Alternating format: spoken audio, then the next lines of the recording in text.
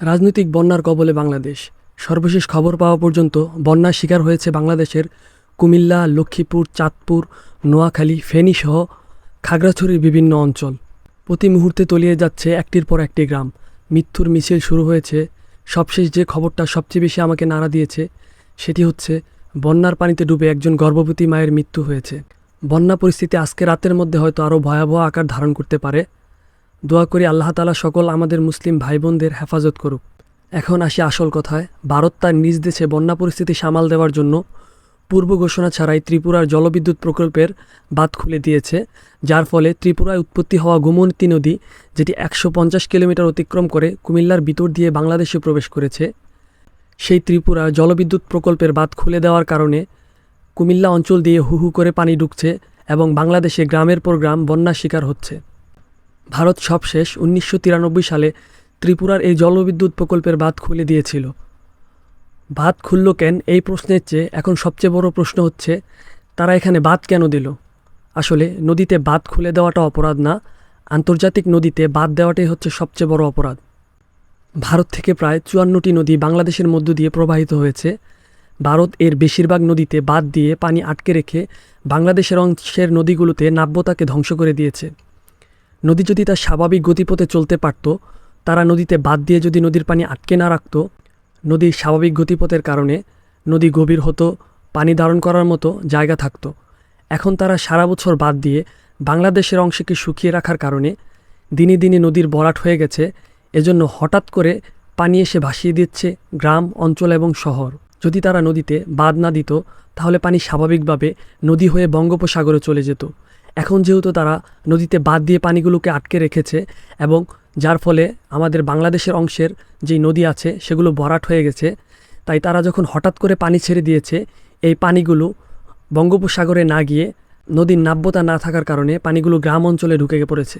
তাদের কার্যক্রমগুলো খেয়াল করলে বিষয়টা খুব সহজেই বুঝতে পারবেন যে এই মুহূর্তে বাংলাদেশ একটি রাজনৈতিক বন্যার শিকার। তারা প্রথমে নদীতে বাঁধ দিয়ে নদীর স্বাভাবিক গতিপথকে রোধ করে এবং বাংলাদেশে থাকা নদীর অংশগুলোকে শুকিয়ে ফেলে, যার ফলে বাংলাদেশের কৃষকরা গ্রীষ্মের মৌসুমে চাষ করার জন্য পর্যাপ্ত পানি পায় না এবং তারা তাদের অংশে বাঁধের মাধ্যমে পানিগুলো আটকে রাখে। এখন বৃষ্টির মৌসুমে পানির চাপ সামলাতে না পেরে কোনোরকম সতর্কতা ছাড়াই তারা একবারে সব পানি ছেড়ে দিয়ে বাংলাদেশের মানুষকে বিপদে ফেলেছে।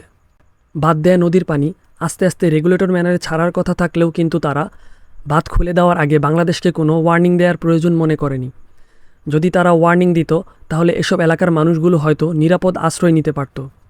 আমাদেরকে একটু জানানো যেত যে কাল আমরা 31 বছর পর গোমতী নদীর গেটগুলো খুলে দিব, তাহলে হয়তো ক্ষয়ক্ষতির পরিমাণ কিছুটা অংশেও কমানো যেত। সবশেষ খবর পাওয়া অনুযায়ী তিস্তা ব্যারেজের আশেপাশেও পানির পরিমাণ বৃদ্ধি পাচ্ছে। এখন ভারত যদি তিস্তা ব্যারেজ খুলে দেয়, তাহলে তিস্তা নদীর তীরবর্তী যেই এলাকা, অর্থাৎ উত্তরাঞ্চলীয় এই 5 জেলা লালমনিরহাট, নীলফামারী, রংপুর, কুড়িগ্রাম ও গাইবান্ধা নতুন করে বন্যার পরিস্থিতি সৃষ্টি হবে। এটা যে বাংলাদেশের উপর পরিকল্পিত বন্যা, সেটা আপনি ভারতের টিভি চ্যানেলগুলোর নিউজ দেখলেই বুঝতে পারবেন। তাদের টিভি চ্যানেলের একটা নিউজের টাইটেল আপনাকে পড়ে শোনাই। জি 24 ঘন্টা নিউজ করেছে, ভারত ছাড়ল জল, হাবুডুবু খেতে খেতে বাংলাদেশের কাতর আরজি। এই তো কয়েকদিন আগের কথা, যখন বাংলাদেশে কোটা বিরোধী আন্দোলন হলো, তখন তারা বাংলাদেশের সংখ্যালঘুদের নিয়ে মায়াকান্না শুরু করলো। সবশেষ তথ্য মতে ফেনী এবং কুমিল্লা মিলিয়ে প্রায় 3,35,000-এর মতো হিন্দু ধর্মাবলম্বী ভাই বোনেরা বসবাস করে। দাদাবাবুরা যে পানি ছেড়ে দিল, হিন্দু ভাইয়েরাও তো সমানভাবে ক্ষতিগ্রস্ত হলো। দাদাবাবুদের মায়াকান্না এখন কোথায় গেল? বাঁধ খুলে দেওয়ার সময় দাদাবাবুরা হিসেব করেনি ওপারে কারা হিন্দু এবং কারা মুসলমান। এটা হচ্ছে বাংলাদেশের বিরুদ্ধে আগ্রাসনের একটি বাস্তব চিত্র মাত্র। এখন আমাদের করণীয় হচ্ছে যতটুকু সম্ভব বর্ণাঢ্য মানুষের পাশে দাঁড়ানো এবং আসুন্না ফাউন্ডেশনের মতো যে ইসলামিক অর্গানাইজেশনগুলো বন্যা দুর্গত মানুষের পাশে দাঁড়াচ্ছে, তাদেরকে যথাসম্ভব আর্থিক অনুদানের মাধ্যমে সাহায্য করা এবং আল্লাহর কাছে দোয়া করা। আর আমাদের এখনই উপযুক্ত সময় হয়েছে। এখন ফারাক্কার 40 কিলোমিটার দূরে 7,500 ফিট উচ্চতায় দ্বিতীয় ফারাক্কা বাঁধ নির্মাণের। মাঝরাতে মানুষের ঘুমন্ত অবস্থায় বাঁধ ছেড়ে দিয়ে তারা আজীবন পৈশাচিক আনন্দ পায়। এতে প্রতি বছর বাংলাদেশের প্রায় 300 কোটি মার্কিন ডলার ক্ষতি হয়। যদি পরোক্ষ হিসাব করা হয়, তাহলে ক্ষতির পরিমাণটা অনেক বেশি হবে। সময় চলে এসেছে তিস্তা প্রকল্পে চায়নাকে আবারও ইনক্লুড করা। বাঁধের বিপরীতে বাঁধ এখন বাংলাদেশের মানুষের প্রধান দাবি।